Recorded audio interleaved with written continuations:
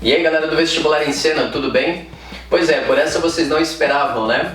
Nós temos uma nova playlist sendo iniciada hoje e é uma playlist que vai se dedicar à história das constituições brasileiras. Esse é um tema sobre o qual eu pesquisei nos últimos meses, particularmente, eu digo, aqui dentro do YouTube, e os materiais que nós temos dentro do YouTube a respeito de constituições brasileiras, eles são produzidos por pessoas da área jurídica.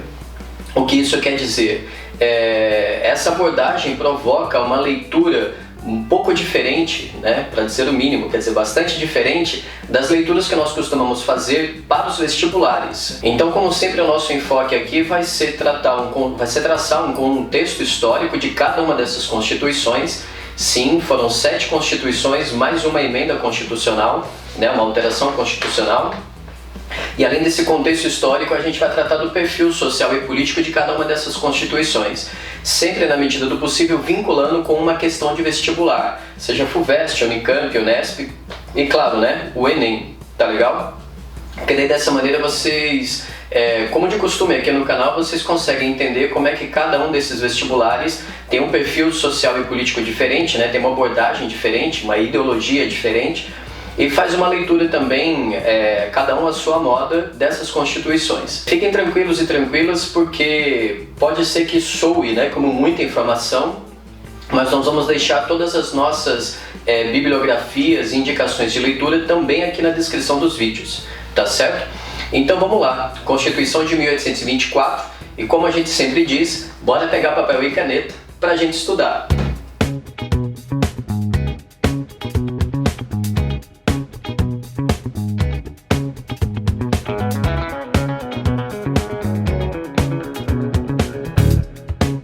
Bem, como nós sabemos, ao longo do nosso período imperial, quer dizer, de 1822 até 1889, nós tivemos uma Constituição, tá certo? Então essa Constituição, a de 1824, ela foi a mais longeva, isto é, a mais duradoura da história de nosso país, tá legal? Ela foi a mais permanente. E para a gente entender o seu perfil, talvez seja mais interessante a gente voltar um pouquinho e a gente se lembrar da transferência da corte portuguesa para o Brasil. A gente já produziu uma aula a respeito disso, né, do chamado governo joanino, que é a presença da corte portuguesa aqui em terras tupiniquins. A aula está aqui no card, confira, porque afinal de contas nós também estamos produzindo uma playlist, né, de história do Brasil. E a presença da corte portuguesa, então, de 1808 até 1821, ela foi decisiva para definir o que vai ser a identidade brasileira e também toda a estrutura social e política do nosso século XIX.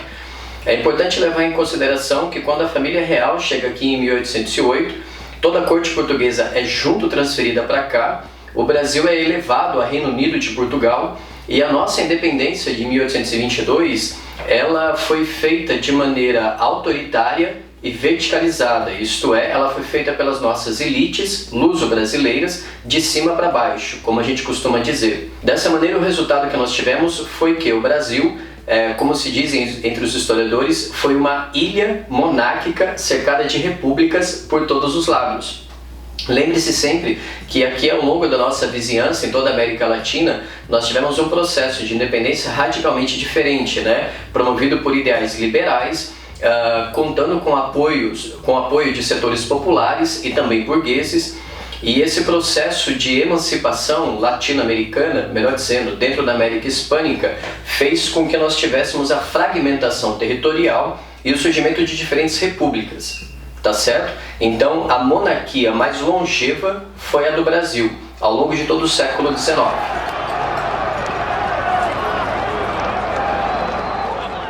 Então, feita a independência do Brasil, logo no ano de 1823 já houve uma lei constitucional para poder criar uma Assembleia Constituinte, e esse projeto foi chamado de Constituição da Mandioca, né?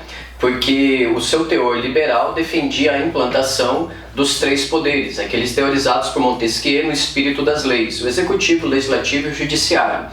Porém, mesmo sendo liberal na teoria, ela era bastante restritiva na prática, porque ela não chegou a tocar, né, no assunto da escravidão, ou seja, na abolição da escravidão, e também ela acabou mantendo, né, acabou colocando em prática o voto censitário. Voto censitário significa que o voto é restritivo a quem tem renda. Isso então demonstra como a nossa cidadania, logo de início, foi uma cidadania precária, né? Foi uma cidadania de alguma forma pela metade, amputada, porque só é cidadão quem tem um determinado poder aquisitivo. E essa renda, ela seria, né, o critério seria o equivalente a 150 alqueires de mandioca. É importante aqui lembrar uma expressão cara ao longo do nosso período colonial, porque se dizia que a mandioca, entre aspas, era o pão da terra, né, aqui do Brasil, desde o século XVI. Então, para a gente seguir adiante, é importante lembrar que o liberalismo europeu, né, estadunidense, ou melhor dizendo, anglo-saxão, sempre chegou entre nós às avessas, né? Esses ideais liberais, esses ventos liberais, né, como se diz, eles sempre foram implantados aqui de maneira bastante torta e enviesada. E do que nós estamos falando? Em novembro de 1823, então, o Dom Pedro I, ele cancela essa Assembleia Constituinte de viés liberal e então ele impõe a um Conselho de Estado, isto é, a políticos lusitanos, a escrita, a outorga, a implantação, né, a imposição, melhor dizendo, de uma nova Constituição, de um novo projeto. E esse novo projeto constitucional ele tem um novo quarto poder, que é o famoso poder moderador. E através desse poder moderador, então, como nós sabemos, o imperador seria capaz de dissolver tanto a Câmara quanto também dissolver o Senado. E dessa maneira ele seria capaz de alguma forma de eliminar, né, restringir qualquer participação política decisiva que viesse da sociedade civil. E essa primeira Carta Magna, então, ela também proibia a participação política das mulheres e dos escravos, né, afinal de contas eles eram não cidadãos, e além disso não tocava no assunto da abolição. Outros setores impedidos de participar da política seriam aqueles que não conseguissem uma renda anual de 100 mil réis, tá certo? Ou seja, o critério para o voto censitário seria você ter uma renda anual de 100 mil réis. O jornalista e pesquisador Laurentino Gomes, se de repente você está se iniciando na história do Brasil e não conhece essa referência, tá vendo aqui, ó, 1808, Laurentino Gomes, né? O título né, o subtítulo melhor dizendo, como uma rainha louca, um príncipe medroso e uma corte corrupta enganaram Napoleão e mudaram a história de Portugal e do Brasil. Um parênteses aqui, o Laurentino Gomes, como vocês estão vendo aqui, ele é um jornalista e pesquisador que se dedicou a uma trilogia. E ele escreve 1808, depois 1822, depois 1889, tá certo? É uma trinca de uma literatura, digamos assim, bastante acessível a respeito desse recorte, que é o século XIX brasileiro e início do século XX. Vale muito a pena você digitar o nome dele aqui no YouTube para você conhecer mais a obra desse jornalista e pesquisador de história do Brasil. Então, voltando, o Laurentino Gomes, nesse livro aqui, ele diz para nós que essa renda anual era relativamente acessível a um grande número de pessoas na sociedade brasileira. Até mesmo porque um funcionário público da época, né, do Império, a estimativa é que ele ganhasse em torno de 600 mil réis por ano. Isso significa dizer que ganhar 100 mil réis ao longo de um ano no Império equivaleria hoje aproximadamente a 12 mil reais. Tá certo? Então essa é a régua que o Laurentino traz pra gente poder entender o que era essa cidadania restrita, né? Esse voto censitário no século XIX. Resumindo essa Constituição, a gente pode dizer que ela estabelecia uma monarquia constitucional e hereditária, o voto censitário e também descoberto, isto é, o voto não era secreto, tá legal? A união entre igreja e Estado, afinal de contas a gente está inaugurando uma monarquia, sendo a religião católica apostólica romana a religião oficial, e depois os quatro poderes em questão que nós já tratamos, né? E vale levar em consideração que esse quarto poder era algo bizarro, era uma excrescência, digamos assim, era algo esdrúxulo, enfim, três expressões aí, para a gente poder entender como é que esse quarto poder era algo fora do comum, né? Dentro da cartilha iluminista europeia e também anglo-saxã. É importante lembrar que o iluminismo foi pautado em três grandes revoluções. A Revolução Inglesa, né, que é composta pela Puritana e Gloriosa, depois a Revolução Americana e depois a Revolução Francesa. Nesse processo de 200 anos praticamente, você não tinha uma referência a um quarto poder. Até mesmo porque os três poderes foram teorizados e criados para combater a tirania, que no caso do Brasil foi a regra, tá certo? Com esse quarto poder.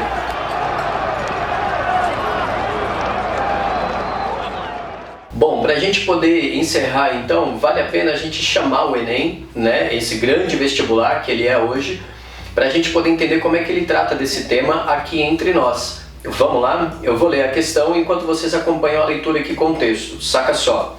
A questão é do Enem de 2004, tá certo?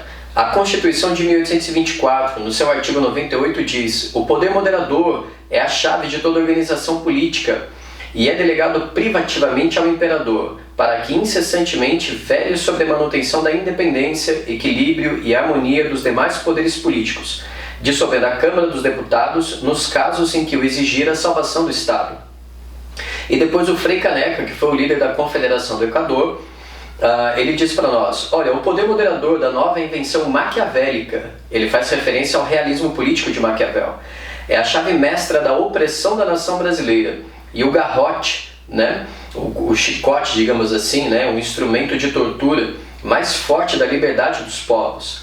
Por ele, o imperador pode dissolver a Câmara dos Deputados, que é a representante do povo, ficando sempre no gozo dos seus direitos, o Senado, que é o representante dos apariguados do imperador. E aí a citação é do voto sobre o juramento do projeto de Constituição. E a tua pergunta é: para Frei Caneca, o poder moderador definido pela Constituição, outorgada pelo imperador em 1824, era...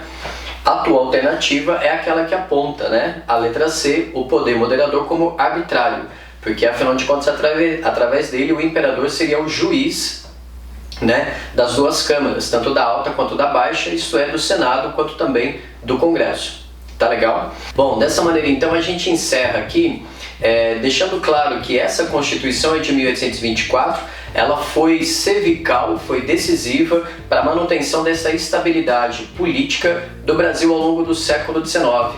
Ou melhor dizendo, né, junto com a escravidão, isto é, essa implantação de uma monarquia constitucional, com esse poder centralizado, o quarto poder moderador, junto com a escravidão, esses dois fatores foram os pilares, um político e um econômico, para essa estabilidade do Império Brasileiro ao longo do século XIX. E como a gente enfatizou lá no começo da aula, no começo do vídeo, essa Constituição foi a mais longeva do nosso país. E isso é importante a gente levar em consideração quando nós, hoje, em 2018, estamos celebrando pela primeira vez 30 anos, né, de continuidade democrática. E 30 anos de democracia, quando você coloca uma perspectiva de civilização, é um sopro, é muito pouca coisa. Tá legal? Por esse motivo, então, continue nos acompanhando aqui no Vestibular em Cena. Convidem as suas amizades. Se vocês ainda não estão inscritos no canal, inscrevam-se, cliquem no sininho aqui, tá certo? E fiquem tranquilos e tranquilas, porque voltaremos na semana que vem, mais uma vez, com essa história das Constituições. Um beijo, um abraço, tchau, bons estudos!